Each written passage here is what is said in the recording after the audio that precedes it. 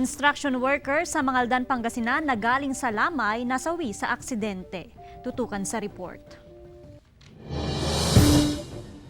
Galing sa lamay at pauwi na sa bahay ang 43 anyos na construction worker na si Bebut Nicolas ng Barangay Anolid, Mangaldan, Pangasinan. Ilang metro na lang ang layo sa kanilang bahay nang maaksidente si Nicolas. Sumemplang ang minamaneho niyang motorsiklo at dumiretso sa poste ng kuryente. Dinala siya sa pagamutan pero idiniklarang dead on arrival. Sa investigasyon dahil masamang panahon, medyo umulan, at nadulas yung kanyang minamanehong motorsiklo. Kwento ng kapatid ng biktima na nakasama niya sa lamay, hindi na siya pinauuwi sa kanilang bahay dahil nakainom ng alak. Pero nagpumilit daw na umuwi ang biktima. So, basta asikaso mo, kako lang.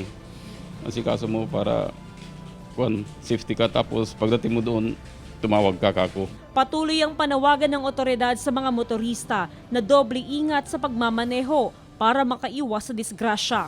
Kasama si Daryl Peralta, Jasmine Gabriel Galban, Balitang Amianan.